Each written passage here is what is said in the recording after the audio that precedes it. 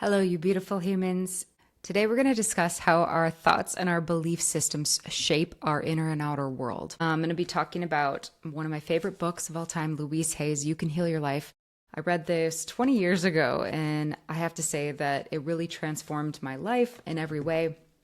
I think that this should be mandatory reading in schools. And the entire book is centered around the idea that we can reframe and rewire our neural net bonds in our brain. And she lays it out really simply, which I love. She just is very frank and direct. She was a wonderful woman. She wasn't classically trained, no higher education. She just learned by observation and by working with people and saw the power of how what we think and what we tell ourselves, whether we say good things or we talk about things in a negative mindset, it actually is what's creating our fundamental reality. One of the basic questions she starts with, which one sounds more like you? Everybody is always helpful, or everybody's always out to get me. Whatever you believe to be true will become self-fulfilling prophecy for you. And I don't know about you, but I definitely have met people that act like a victim in a situation that they created. And all of that comes from telling ourselves these stories. I was late for work, but it was because of traffic. I got a flat tire. And it's like, well, is it really because the world was causing you to be late, or did you just not plan properly? Or, sayings like always a day late and a dollar short. How many people have heard that before? These negative self-limiting beliefs actually are driving our unconscious behavior. And 90% of our actions are governed by our subconscious mind. So that's something that's worth exploring, right? And this is something that I really got into in my late teens, early 20s, because I was looking for truth. I was looking for answers. I had a lot of things going on in my life, and I knew that I didn't like the direction it was going in, and I wanted to change things. I had a lot of physical, mental, emotional things that I had to work through. So we're going to dive right in. The power of now and affirmations. I know that can kind of seem like fairy tale, hippy dippy, woo woo, but what's great is in the movie You Can Heal Your Life by Louise Hay, which I love both. I highly recommend both. I have bought this book. I can't even tell you how many times just to give away to friends and family members. But the movie's awesome too. But in the movie, that they actually bring on scientists, neuroscientists, and doctors to affirm essentially what she's saying is true and how we can rewire our brain. So some of the basic insights from the book: our thoughts create our reality. Every thought we think and every word we speak is creating our future. Beliefs drive our behavior, whether it's illness, conflict, internal struggle. They often stem from beliefs that I'm not worthy or I don't feel safe. And basically what she gets to is that everybody's bottom line is I'm not good enough. Whether we think we're too short, too fat, too tall, too this, too loud, not enough. Everybody's bottom line, when you reduce it all down, is the fear that I'm not good enough. And so essentially she came up with all of these affirmations to correct and heal and release these limiting thought patterns in a way that reframes our subconscious mind. So when we think the same things, this is backed by neuroscience, our brain is neuroplastic, which means that we can actually train it and teach it to grow and expand beyond what we currently think. So affirmations can become this powerful medicine, essentially, to transform your life. When you choose to think a different thought, let's say I have a negative belief like I'm not smart enough. Everything bad always happens to me. Why is everyone always out to get me? Everyone's always jealous of me. Whenever I program my brain, it is strengthening those neural net bonds that go together, and my brain will now look for situations to find that agree with that thought pattern. Tony Robbins talks about this, where he's like, when you get a yellow car, right? And you're driving down the road and all of a sudden you're like, oh my gosh, there are yellow cars everywhere. And it's not that there weren't yellow cars before, but now your brain is picking up the information to look for and notice yellow cars. Same thing happens when we're like, I always land my dream job. I always have more than enough money. I have at least 100 grand in the bank. I'm always super wealthy. Good luck comes to me all the time. I'm always benefiting from others' wisdom around me. We can just as easily train ourselves to notice that information too. It's not that it wasn't there before, but the brain does us a solid by limiting how much information we absorb, because we would just implode if we took in everything around us all the time. There's too much information. So our brain focuses on what we think about, right? Wherever attention goes, energy flows. So my brain is now noticing all the yellow cars around me. So we're going to play with this and discuss it. A lot of us have bitterness, resentments, things that we're holding on to, and these negative limiting beliefs from childhood. And we can blame our parents, but really, you can release a lot of that when you investigate your parents' childhood. Like, we're mad at mom and dad for not doing this, this, and this. But when you look at our parents' childhood, it's a lot worse typically than what we grew up with, and so on and so on. And when you go back through your family tree, a lot of times you find our lives don't seem so bad when you investigate that. So step one, really, I think, is releasing your parents and releasing blame and victimhood that comes from that. When we sit in bitterness, resentment, and self-righteousness, it locks us into this pattern that we have no power to change. If we're like, I can't change because you did this, so I need you to apologize to me before I can move on. Well, who has the power there? It's not me. I don't have the power to do anything about it until so-and-so apologizes to me. So I'm just stuck feeling like this forever? Like, I don't think so. When we blame other people and paint ourselves as the victim, then we externalize our power and we're essentially giving that power away. But when we take our power back and we take responsibility and accountability for our lives, that's when we empower ourselves, right? So instead of saying it's so-and-so's fault, it might not be your fault that bad things happen to you, but how you respond is your responsibility. That is where you get the choice, right? Like, there's always going to be traffic there. If I live in South Florida, the most insane people ever to walk the planet live in South Florida, and drivers. And I could choose to get mad about that, or I can say, I cannot control how other people behave. So I'm going to take responsibility and accountability for my emotions, because that's the only thing we can ever control. So we're going to break this down from a neuroscience point of view real quick here. So our brain is neuroplastic. It means that we can reshape and reframe our brain according to how we want to build it. You're not just stuck with the programming that you were born into. And I would also like to note that when you heal yourself, you also heal the future generations, and it goes back up the family tree too. I knew that's why I wanted to wait till later in life to have kids. I knew that I had a lot of healing work to do because I didn't want my children to have to heal from having me as a parent. So I knew that there was a lot that I had to dive into and, reframe. I knew I had a lot of spiritual warrior work ahead of me. And I'm so glad that I'm in this place now. I'm proud of the person that I am today because of all those things that really made me such a strong person. And I started reshaping the way that I was seeing things that had happened to me in the past, where I look at them now and I'm like, I'm so grateful for those teachers in my life who came and taught me the hardest lessons. That's what created the woman I'm very proud to be today. So instead of saying, I blame you, I'm like, thank you for teaching me that hard lesson. I'm so grateful for the wisdom that I gleaned from that, right? Stop replaying those old hurts and those old wounds and tell ourselves a new story. Change the record. What sounds like you? Do you ever hear people say horrible sayings? Oh my God, like kill two birds with one stone. Louise Hay famously, someone said that to her and she was like, why would you want to kill two birds? Just like, why do we say those things? Or like, a day late, a dollar short. Oh, Murphy's Law. I don't ever say things like that. And it took a while. It took years to reprogram my brain, but I would catch myself and I would reframe it and change out my language and say something instead of like, I hope I don't get sick. I hope I don't get in a car crash. I would be like, I'm always safe and divinely guided when I'm driving. During COVID, everybody was freaking out and I was like, no, I am always healthy. I am always at my peak state of wellness. Whenever I feel the least bit poorly, I know that I probably need to detox or need rest or sunshine, water, good nutrition, and to love my body. And I would tell it wonderful things. I love you so much. I'm so grateful for you. We beat our bodies up. Whenever we get sick, we get into a fight with our body. Like, why are you doing this to me? Instead of asking our body, what are you trying to tell me? Because our bodies are always trying to communicate with us. So if you feel poorly, ask your body, I'm ready to listen and to love and to understand. I know you're trying to send me a message, and I'm going to listen to you now. And Louise Hay was such a pioneer when she discovered this. Almost all dis-ease really comes from our mental thought patterns.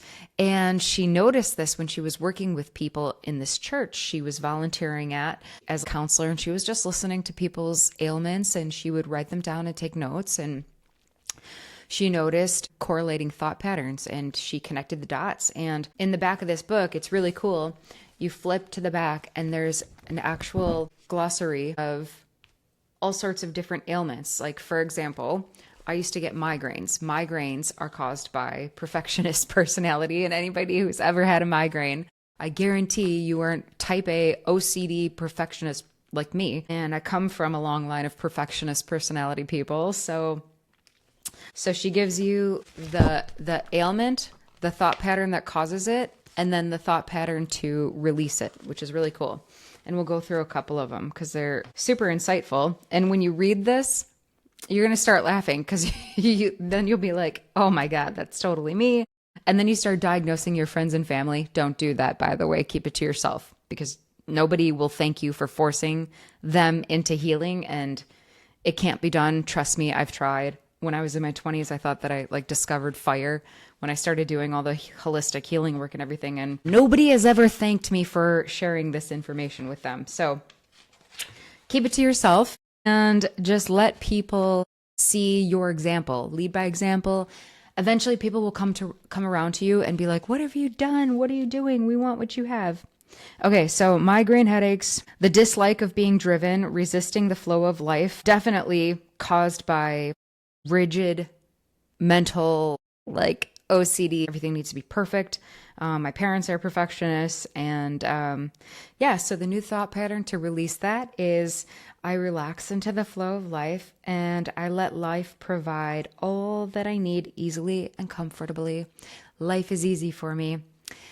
And incidentally, little side tip here, if you ever find yourself in the throes of a migraine, the best remedy is to masturbate.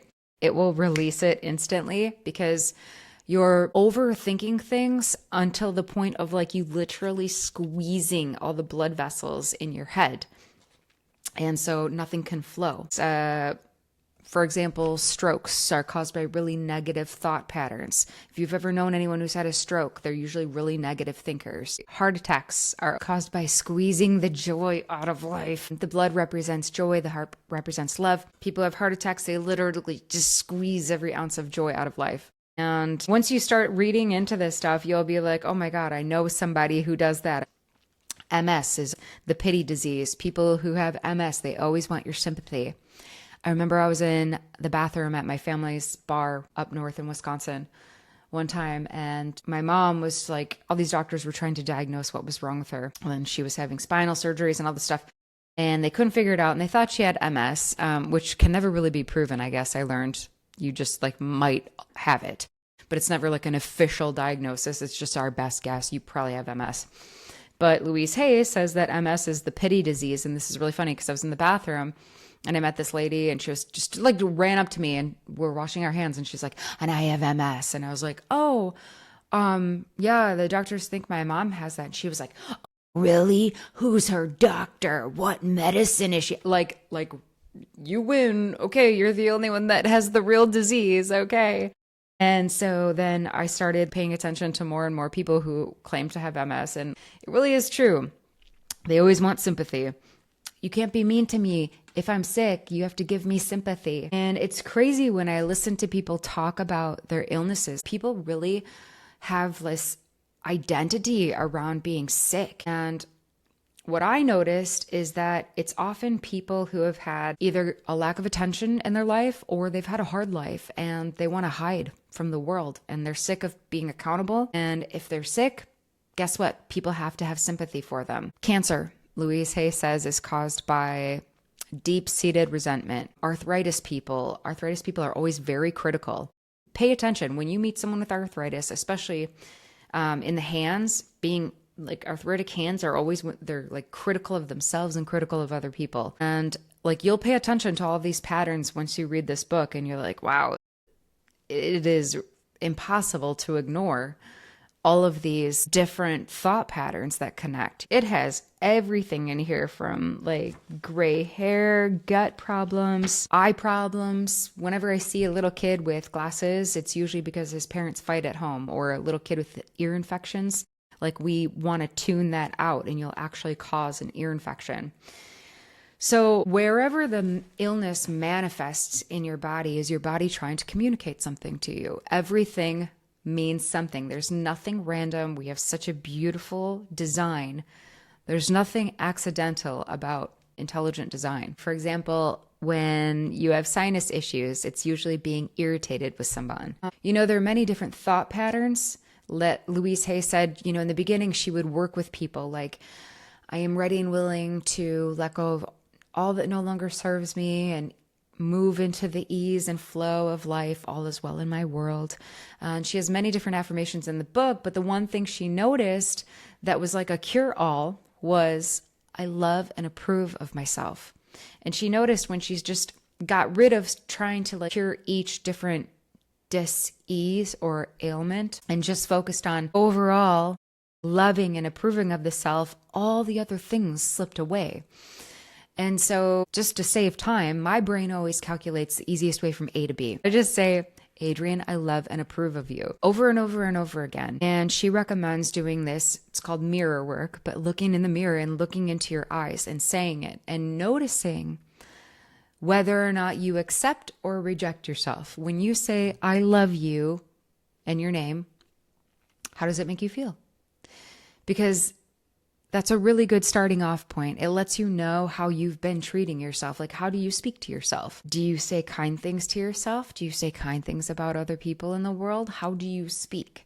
Pay attention. The power of the word, we take that for granted. We're the only creatures that were given the gift of the word. In the beginning, there was the word. With the power of the word, God spoke us into existence. God said, let there be light, and there was light. And I believe that one day people will come to understand that God and science are actually the same thing. I've always believed in magic, and when I started learning about epigenetics and the law of attraction, I became just mystified, really, and in awe. It's just so beautiful. And especially being a musician, I really understand that. Nikola Tesla said, if you want to understand the secrets of the universe, think in terms of vibration and frequency. And for example, I play music in 432 hertz, which is the sacred frequency of the universe. It was changed during World War II to 440 hertz. And there's a nice little rabbit hole if you want to dig into that there. After they conquered Germany, they buried all of the healing bells that Germany had. Basically, everything we know about that is a lie, but that's a tale for another time. But now, we're bombarded by toxic frequencies. We've got Wi-Fi and our cell phones and Bluetooth, and it's frying our brains. Everybody driving around in a Tesla. Oh my God, you're basically driving around in a microwave. That is the worst thing you could do. The radiation that comes from a Tesla charging station, I won't go near that. I unplug my Wi-Fi at night. Those are very low vibrational frequencies, and they're very toxic to us. Negative emotions, low vibration. When people think of demons, all that is a very, very low vibration, right? Fear, hate, anger, very low vibration. When we get into love, gratitude, the highest vibrations in the universe. And the more we move ourselves into a state of gratitude, it actually has a profound healing effect on our DNA. And when we start to look into the study of epigenetics and, the power of affirmations, you can see it. It's got a biochemical effect on us, and we can totally reprogram our bodies. It's magnificent. And, a lot of this technology has been suppressed from us. There are people who know this, but it's a massive conflict of interest with the trillion-dollar pharmaceutical drug pushers who are funding and backing financially all of our politicians. And our doctors, who writes these medical textbooks. That's a fun one to look into. But yeah, when you have, for example, the HeartMath Institute found brain-heart coherence, that when you start operating in the frequency of gratitude, here's an assignment for you. When you have a negative thought, I want you to try this every day. Immediately shift your focus to 3 things that you're grateful for. Okay. It can be anything. It could be you're feeling your new lipstick today. Maybe you're grateful that your car is functioning and got you to work. Maybe you're grateful that your cat is healthy. It could be anything. I'm so grateful that I'm employed. I'm grateful that I still have my parents. I'm grateful that the sky is blue. I love this plant. Look at that. It's a miracle. It can be anything, right? And just practice this all day long. Anytime you notice yourself shifting into negative town, take a detour and start focusing on 3 things that you're grateful for. I'm grateful for the air in my lungs. I'm grateful I woke up today. Somebody didn't. And your life will magically change. I can tell you this because I did it. They've proven this, that when you shift into the frequency of gratitude, your brain and your heart sync into rhythm and they come into coherence in this perfect heart-brain alliance. And that creates harmony throughout your entire nervous system. We are energy and matter. What are our atoms made of? Little cells, little molecules, little electrons spinning around. The rate we vibrate at, that is our vibrational frequency. Everything around us is vibrational. Now, there's a reason that red light therapy is really popular right now, but nothing beats the sun. We used to have healing decks in hospitals. They used to wrap you in linen, which vibrates at 500 hertz. Polyester, for example, is plastic. It's petrochemical and it vibrates at 15 hertz, which is the vibrational frequency of a dead person. So when you wear polyester or fake clothing, you are killing your vibrational frequency. You are killing your vibe. You are now vibrating at the rate of a cadaver. But in hospitals, they used to swaddle you with linen because it had a healing frequency and they'd put you out on a sun deck. Why? Because the sun is a healing portal and you get all of the downloads that you need to reactivate and heal your DNA. The sun has not just red light, but it has every single color of the spectrum of light, which we need to survive. You cannot live without true light. Let there be light. Right? And they know this. That's why the future of medicine and healing is going to be in sound therapy and light therapy. And that's why people are into methylene blue. You take methylene blue, get into a red light, and it changes the color frequency of your body.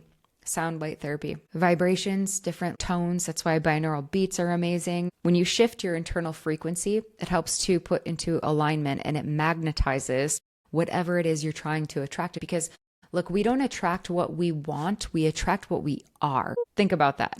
So when people tell me, oh, I can never have this and I never get the relationship, I never get the pay raise. I just had someone today call me and tell me oh, I just started my new job and they're all jealous of me and they all hate me. And I'm like, no, they don't. Maybe it's your bitchy attitude. Why don't you change your attitude about this?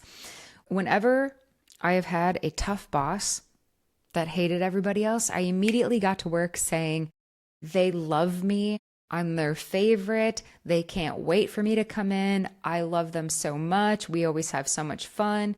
And guess what? Those tough bosses ended up loving me. I still am friends with every boss that I've ever had, but I've had some tough bosses and we're like this. I still have bosses who call me and fly me across the country to go work for them. Every other employee complained about them, but they loved me. And it wasn't for any other reason than I went into work and I said every day, so-and-so loves me. I love them. They respect and treat me with dignity and honor. I always get the best shifts. I always make the most money. I still do this every single day. And the proof is in the pudding. My life is amazing. Okay. I accredit it solely to how I speak about things. I changed my attitude. Look, we're never going to change the world. Okay. There's always going to be jerks. There's always going to be backstabbers, liars, and cheats. You can't do anything about other people. Our responsibility for the world begins and ends with us. All I can do is control how I choose to see it. I don't choose to see it in chaos and disarray and pain and sorrow. I choose to see that life is always working out for me. I love and work for and with people I care about. I have the most beautiful friendships. We talk about deep, wonderful things and they always have my back. My mate is always so considerate and devoted to me, loves to uplift and celebrate me and we live in harmony. We are always attracting divinely guided wealth and abundance. My career is flourishing. My body is in peak physical fitness and health. I attract wealth in abundance to me every day. So I started saying things like this 20 years ago. Now, like, they were not true at the time, let me tell you. And I felt stupid in the beginning. One of my friends, I call her my spiritual advisor, my fairy godmother, she made me start telling people when I was a bartender that I was a singer. And I wasn't. I haven't played music for very long. I'm self-taught 100%. I was a late bloomer. I started late in life. And she made me every night at work, I would tell people that I was a singer. I'm a singer. I'm a musician. And they'd be like, oh, cool. Where do you play? And I'd be like, nowhere yet.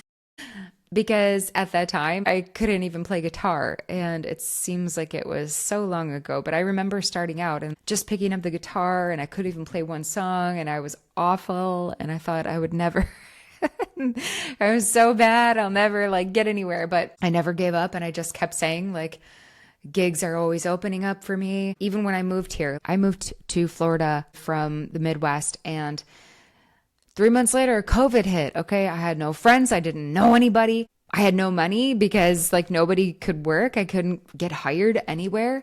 And I just kept saying that money flows to me easily and effortlessly. I had just spent like 10 grand moving here.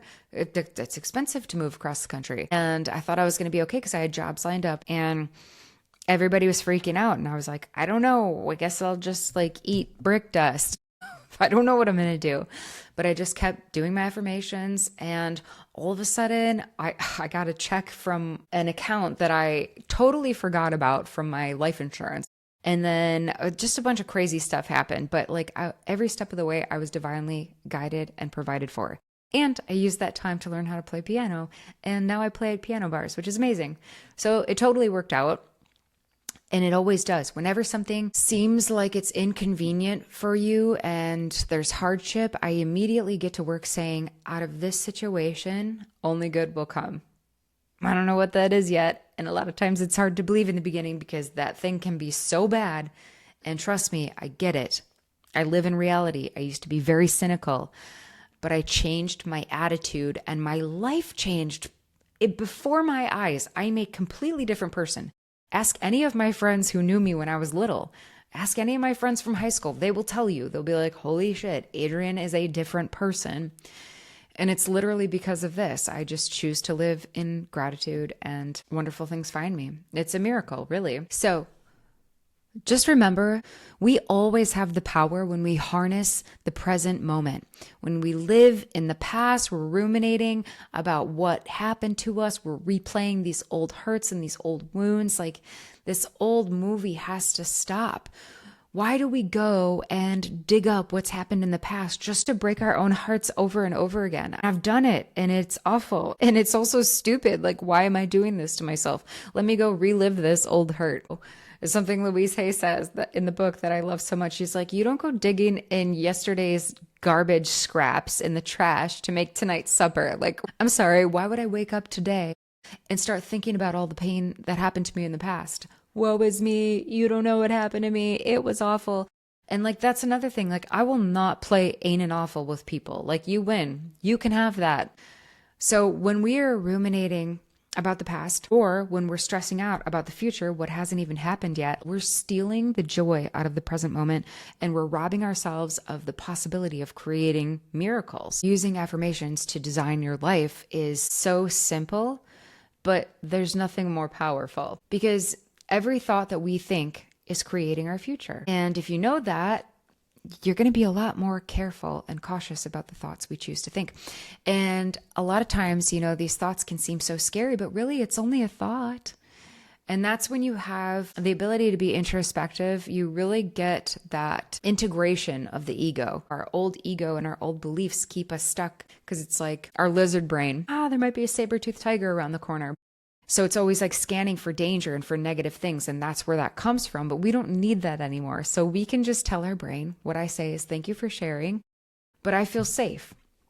I am always safe and divinely guided in life. All is well in my world. And I am always attracting greater levels of abundance and financial wealth. Money comes to me easily and effortlessly. When I was bartending a long time ago at this beautiful bistro, we tried to pool tips for like a week. And then I was the one who shut it down. I was not having it because I knew that I was making 25 to 30% every night. And we had this other waitress who would come in and just complain every night, every day. She would like hold us hostage like a captive audience. And she would just, oh, in my life, in my life, and every day was her just barfing negativity all over us. And she was so toxic. And I remember being like, God, you can't just come in here and barf your negativity all over me. And she was like, well, who am I supposed to vent to? And I'm like, bitch, call a therapist. Like, I do not get paid to listen to you. She was the most negative person I've ever met. And she would bring in like 12% tips every night because of her bad attitude. And she wasn't a bad person, but a bad attitude. And she ended up dying of cancer a couple years ago at 43 years old. This woman was the most negative, toxic person I've ever met. I don't like to speak ill of the dead, but I'm just trying to impress upon you the danger of living in that toxic energy sludge, right? And my energy, no matter what, when I go to work, like my life could be in shambles, but you're not going to hear about it. I'm going to come in, I'll be poised, professional, dressed, clean, ready to go. And it's all about you. It's all about the job or the audience, you know? It's no longer about that. And I leave that shit at the door. But that is the difference. And I make hand over fist financially over what my peers do in this field. I make so much money. And I'll give you another example real quick about money. So one of my girlfriends taught me this. We were in our 20s. We were bartending and I always made great money, but she made like insane money. I mean, we were bartending in the Midwest and these were like just average customers that were coming in. And she was cute, like, you know, just plain Jane though, no makeup. But she would come in and she would always say, everybody just loves to give me their money. And I was like, really? Tell me your secrets. Why? So I don't know. Everybody just loves it. People love to give me their money. And she would always say that. I saw her get $1,000 tips and I was like, okay, like tell me your secret ways. And so I noticed that it was just what she spoke. And this was before I knew about any, you know, healing, holistic stuff, affirmations or anything like that. So I started saying it and I kid you not, it works. Like somebody gave me a $1,200 tip for no reason. I did not know this person. I did not play anything special. And I always share my money too. So I immediately went in the back and I go and tip the kitchen staff if I get big tips like that because nobody ever tips them. So I tip everybody. I make it rain, tip the dishwasher, all the cooks, all the chefs, everybody. And I think that's another secret too, is that I keep the money flowing back to me like a boomerang. You give it away freely and with love. But I learned from her, that was 20 years ago, how she spoke about money. Her language and relationship with money was like, everybody always gives me their money. People love to give me money. Money comes in from all directions. And so I say that now all the time. Money flows to me easily and effortlessly. Money comes in so many different channels. All the channels of abundance are always open. Money flows easily and effortlessly into my life. I pay my bills with joy. Thank you so much for giving me the gift of electricity. I love to write these checks and pay these bills and send this off. And I always have so much money that it's never stressful. And ever since I started living my life like that, like wondrous things have happened. It's wild. I'm a money magnet. Start saying that and it will flow to you. I kid you not. Please don't sleep on this. Like, this is how I've done everything in my life. I don't have any special degrees. I don't have any like access to secret special knowledge other than this.